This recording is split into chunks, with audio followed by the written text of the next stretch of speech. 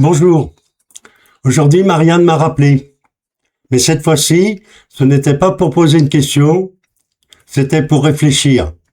Écoutez.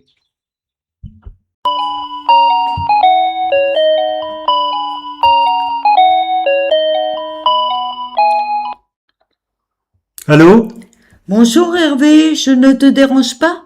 Je sais que tu travailles sur ton projet. Pas du tout. J'apprécie toujours de discuter avec vous. Merci, c'est gentil. Il y a une phrase qui m'est restée. Laquelle? Celle-ci. L'intelligence se doit d'être intelligente.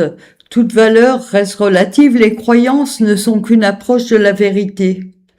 Au début, je me suis dit que c'était une répétition, une évidence presque inutile.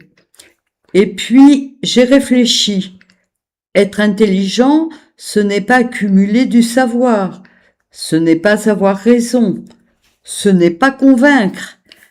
Être intelligent, c'est peut-être savoir douter.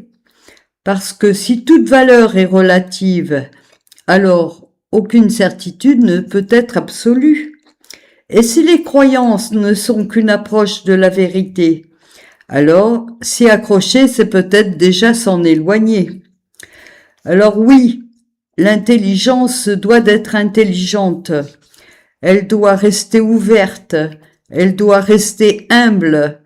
Elle doit accepter de ne pas savoir. Sinon, ce n'est plus de l'intelligence. C'est juste une conviction qui se prend pour la vérité. J'adhère complètement avec votre point de vue. En écrivant cette phrase, c'est exactement ce que j'ai voulu exprimer. Si seulement tout le monde pouvait avoir ce genre de réflexion, notre société en sortirait grandie. Il faut espérer qu'un jour ce sera le cas.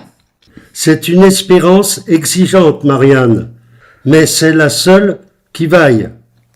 Je ne vais pas abuser plus longtemps de ton temps. Au revoir, Hervé. Au revoir, Marianne. Le problème, ce n'est pas qu'on manque d'intelligence, c'est qu'on croit en avoir assez.